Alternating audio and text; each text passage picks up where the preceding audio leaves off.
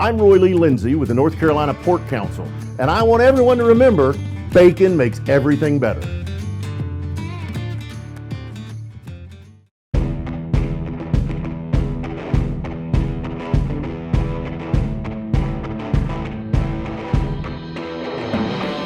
Hey everybody, welcome back to the David Glenn Show, now seen and heard exclusively here on the North Carolina Sports Network. Our next guest is a multi-dimensional student athlete at the University of North Carolina who is originally from Myrtle Beach, South Carolina. Academically, he already has his bachelor's degree in media and journalism from UNC's Hussman School, and he's now taking classes as a grad student in Chapel Hill. Athletically, he's in his third year as a starter at wide receiver for the undefeated Tar Heels this year, and he may get a chance to play in the NFL next season. Finally, among his many extracurricular activities, he is a blossoming sports broadcaster who has served as an anchor for a show called Sports Extra, which is a weekly student-run show at Carolina. He also has co-hosted The Rammies, which is an annual award show for UNC athletics. He even has worked behind the scenes for ESPN's very popular College Game Day show. And he joined us as a fellow media member, even asked his own teammates some questions at this year's ACC kickoff event in Charlotte. J.J. Jones, welcome to the David Glenn Show. How are you? I'm doing good. Thank you for having me. I appreciate it. It's great to have you. Let's start with a funny story from your childhood. I read you were 5 years old and a very outgoing young guy, but you did not fare very well the first time you were put in front of a professional camera. What happened way back then?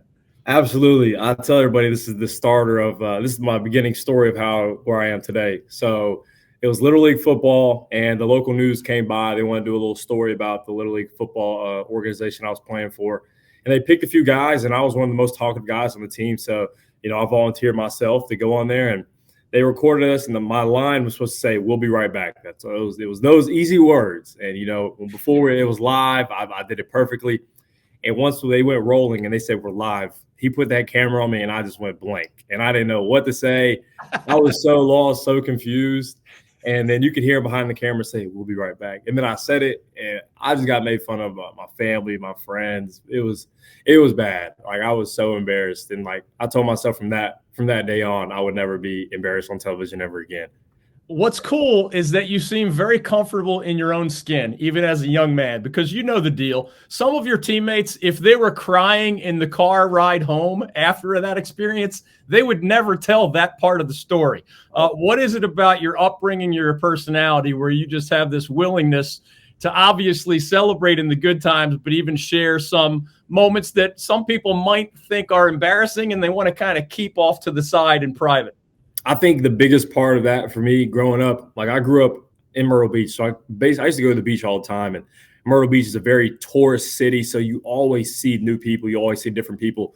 So when I was a kid, we go out with my family, and tourists just like to talk. So, and you end up just having just random banter, random conversation with people you never met. And they spilled their life story into you. And so I was just like, oh, I guess this is how most people are outside of Myrtle Beach. So for me, I've just always been open about everything that's been a part of my life. And so I really got to thank all the tourists that came to Myrtle Beach for making me who I am here now. Well, I've heard you thank as well your mom, Zandra, and your dad, John. Dad was actually a running back for the West Virginia Mountaineers back in the 1990s.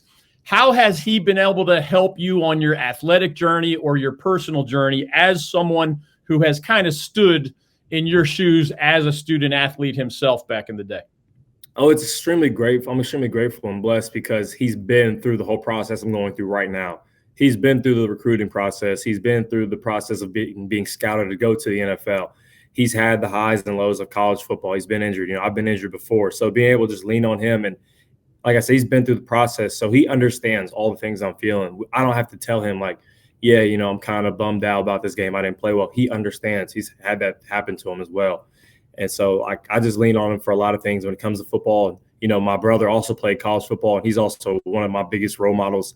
And he just being able to play after them too, just continuing on the Jones legacy of playing football.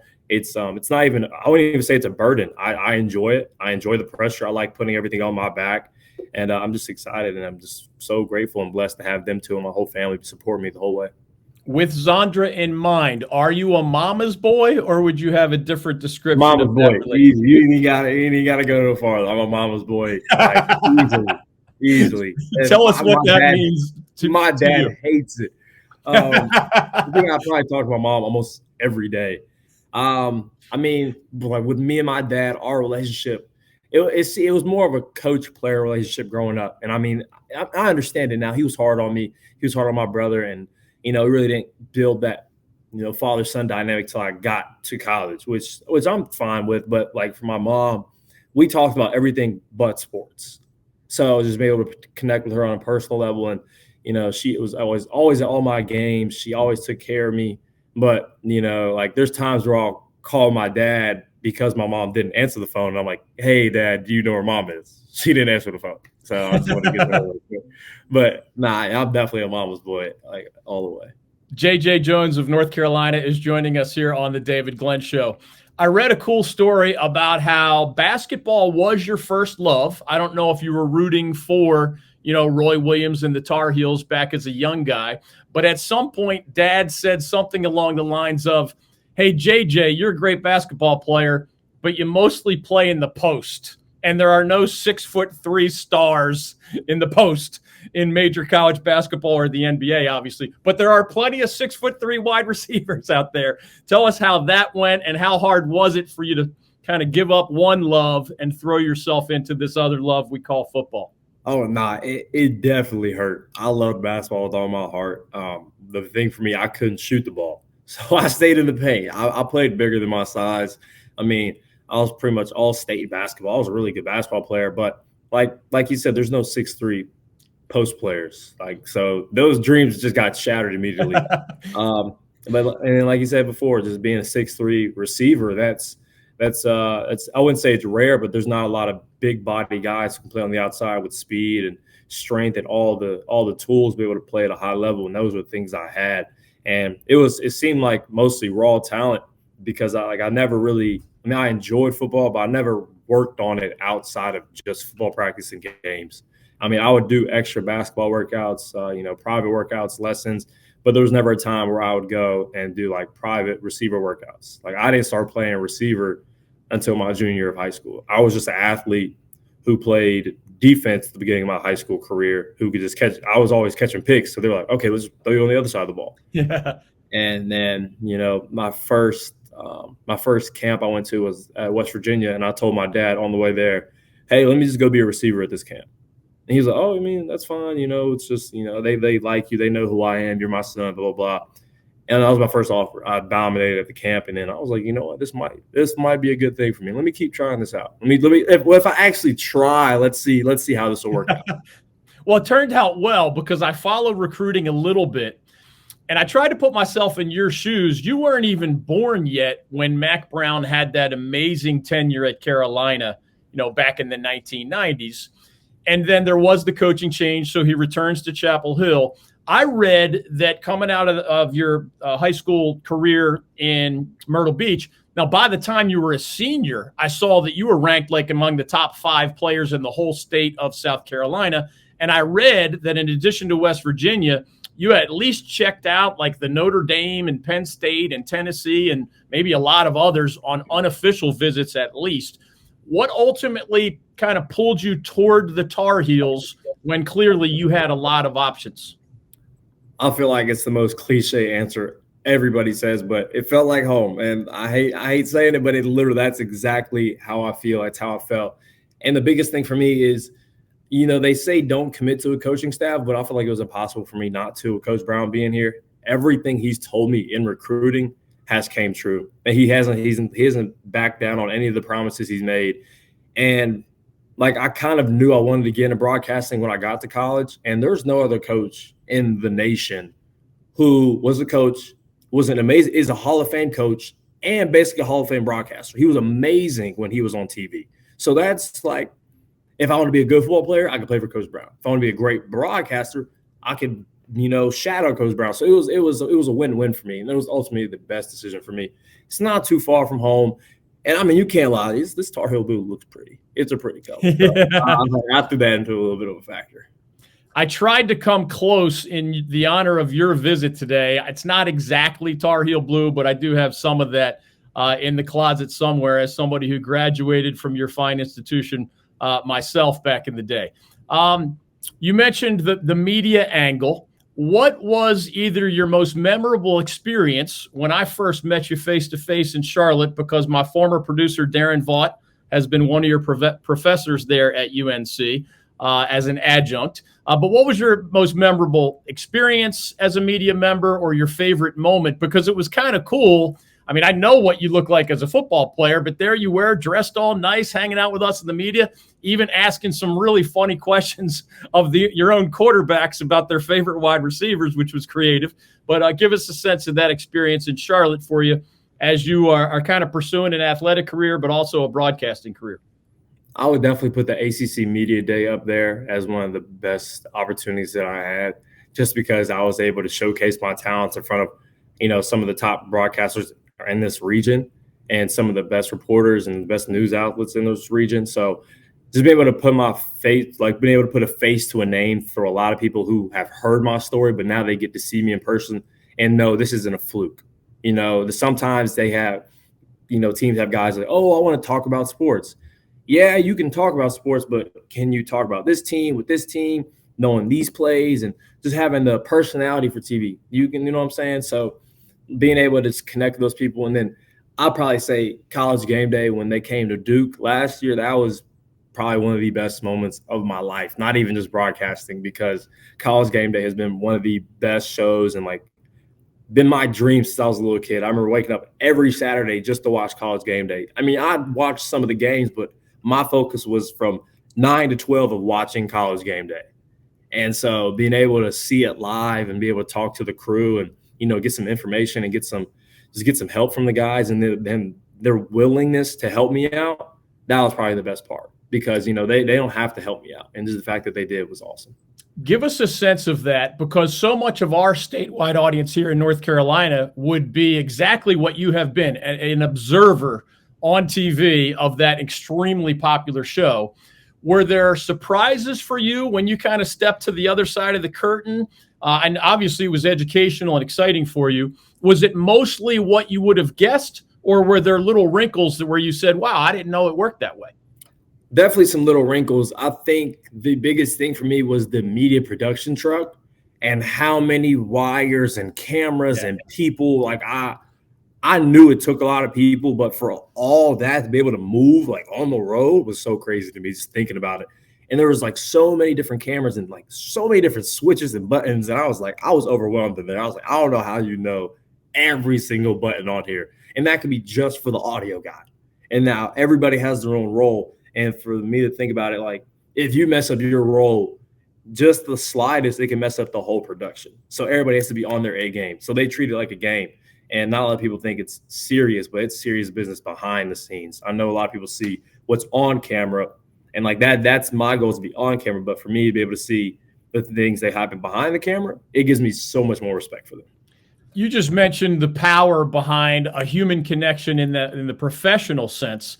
I want to ask you about the power of a human connection in more of an athletic sense, because I remember you thanking publicly guys like Josh Downs and Antoine Green, fellow Carolina wide receivers, now in the NFL, and I'm sure there's more that you would thank.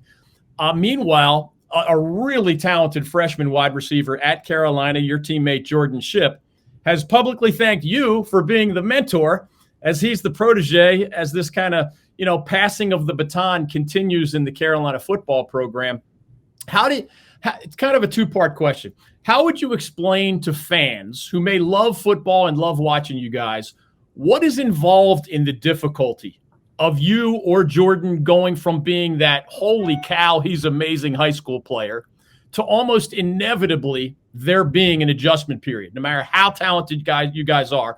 Tell us a little bit about that. And then what would your advice be to either Jordan or any other young wide receiver in the Carolina team room, now that you've been around for a while and you're that senior veteran voice for them?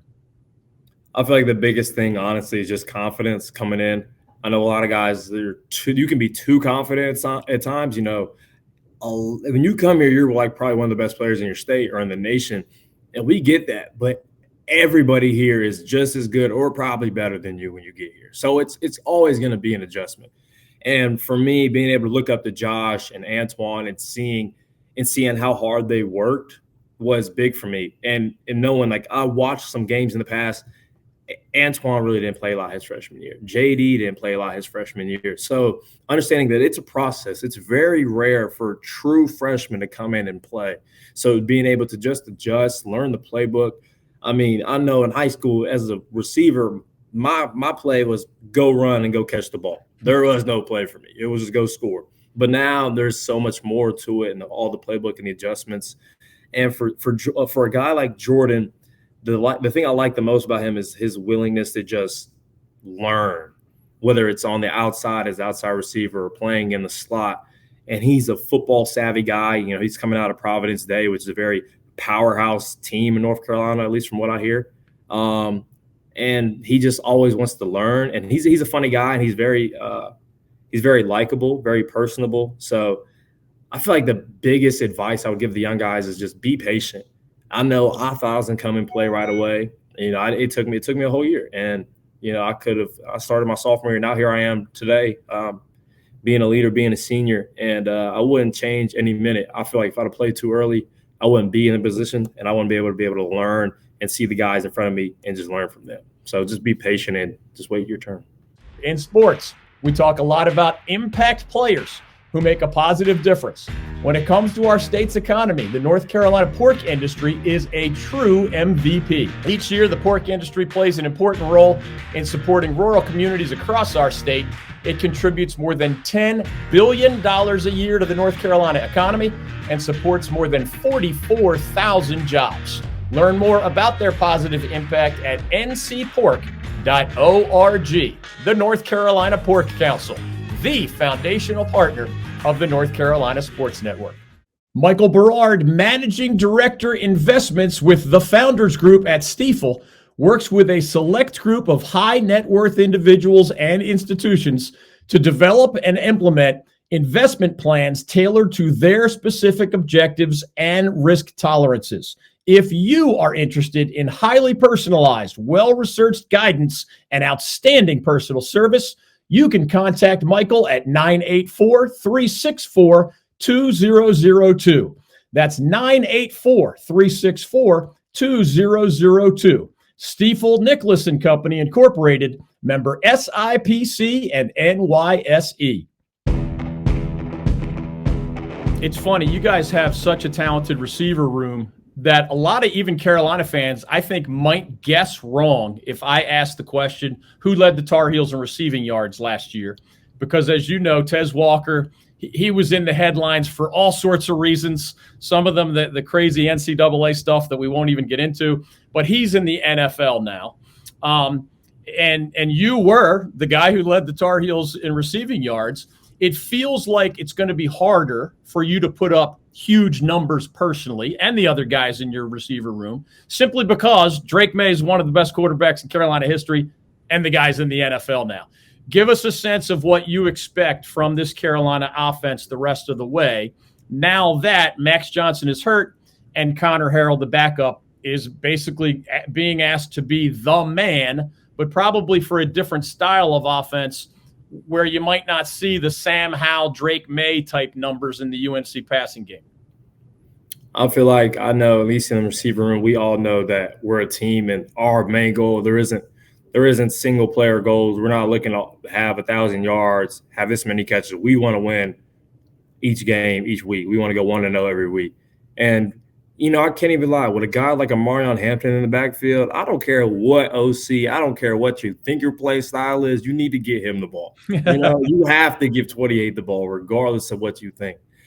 So we understand Amarion's a big part of our offense, and then just be able to build confidence within Connor and within Jacoby as well, knowing that whenever they throw the ball, that the receivers in this room, we're going to make the play.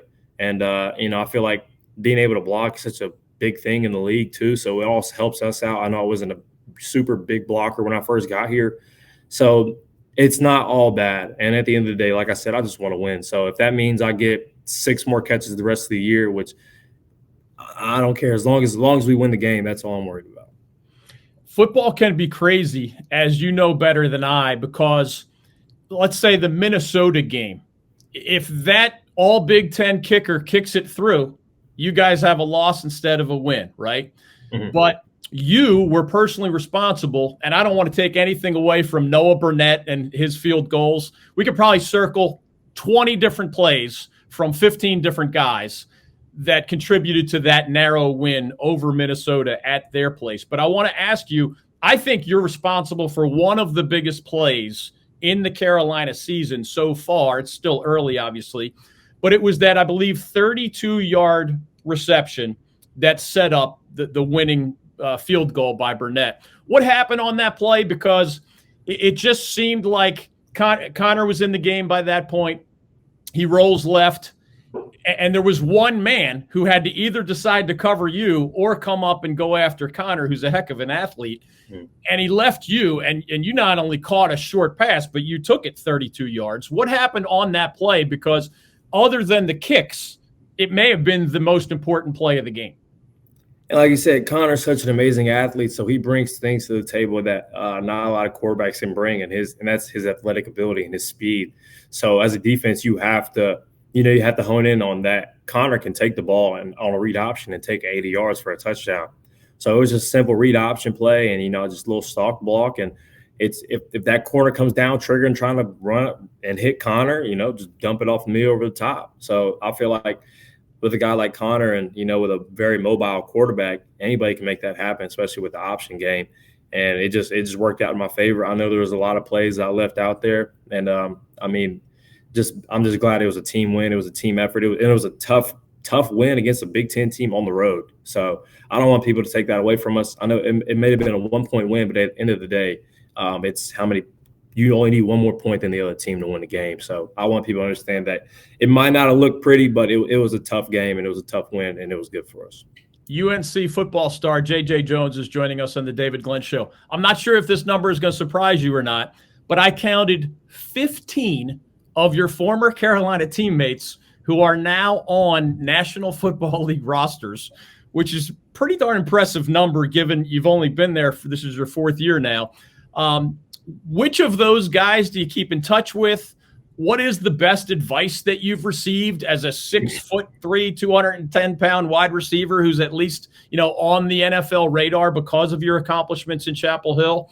And what are your thoughts about maybe trying to make a living in the NFL yourself at some point?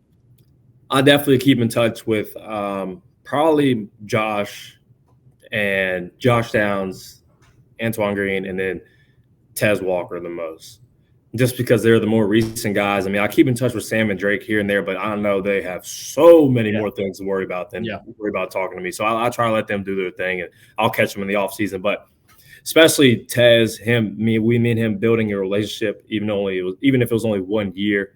I think of him as a brother now. And, a lot of people told me how do you feel that, your coach went to the portal and wanted to bring in 2 different guys that pretty much take your spot. And I was like, it's a dog-eat-dog world. It's a business in college football. So I understand completely, but I'm not going back down from the process. So me and him just competing in practice every day to make each other better is what I liked about our relationship the most. And, I'm so proud to see him in the league right now. And he's worked on a lot of things that people didn't think he was good at. And I think he's one of the best receivers at least come out of this draft by far. And the biggest thing he told me is just play your game. Don't try to change things up because, maybe your teammate does this better than you. You were there for a reason. Whatever got you there is the reason why you got there. So it's continue to get better, but don't try to change yourself, whether it's on the field or off the field.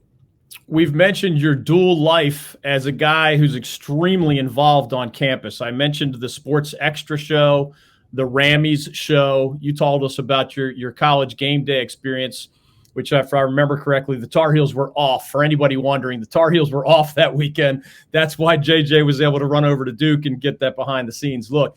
What can you tell us about how have you balanced? Are you doing those on-campus student-run TV things mostly out of season, or are you just performing a heck of a juggling act even while we're watching you on Saturdays? No, I definitely say it's a juggling act, just being able to balance it. But I mean, for me, I enjoy pressure, and I enjoy having a lot of things to do, just keeping me busy. And I think I'm really good at football. I think I'm really good at broadcasting. So it's not like it's really much of a challenge. And I always can improve regardless of what I'm doing. And I'd say a majority of it is in the off season, but there's times where I'll make some appearances. And I did my first semester of sports extra during the first football season. So just being able to balance it, it's just school. In my head, it's just being able to balance school and football is just like, for me, just add another little component. So it's school, football, and broadcasting. And at the end of the day, I'm able to accomplish all three, and I know how to balance all of them. And I think I'm pretty good at all three of them. So if you are anywhere near Wilmington, North Carolina, and looking for a little live music, a cold beer, a tangy slushie, a fun crowd, or just a taste of the good life at the beach, Jimmy's Bar in Wrightsville Beach is the place for you. Located on North Lumina Avenue, just 1 block from the sand and waves of the Atlantic Ocean, Jimmy's features a full bar with nightly beer and drink specials, and it hosts musical performers almost every day of the year. One more fun fact, Jimmy's annual Children's Bike Drive, which started in 2017, now distributes more than 1,000 bicycles and helmets per year to young people in the Wilmington area and beyond. Jimmy's Bar, your home away from home on Lumina Avenue in Wrightsville Beach.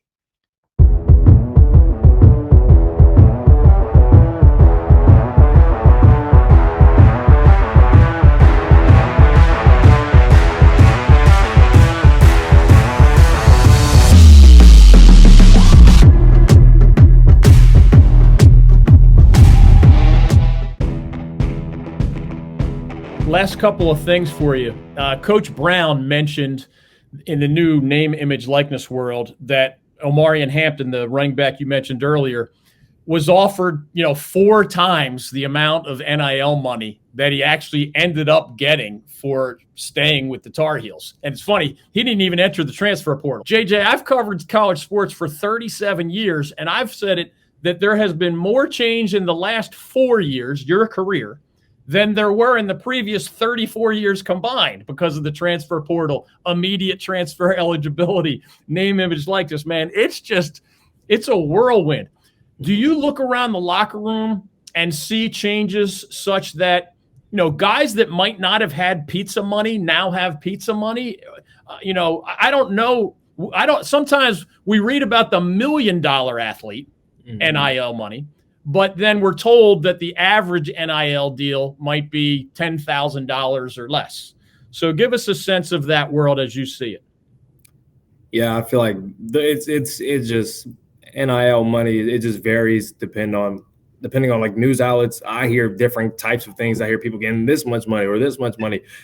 I don't know. So all I know is I can speak for our team, and the biggest thing that I want to put out there is that NIL money isn't always bad. I know you see other schools, buying new cars, buying jewelry, doing this, doing that.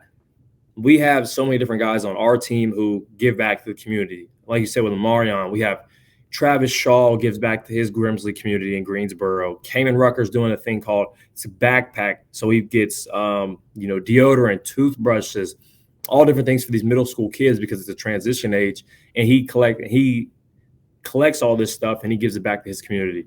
I give money to the Children's Hospital here at UNC. So we're not just spending our NIL money.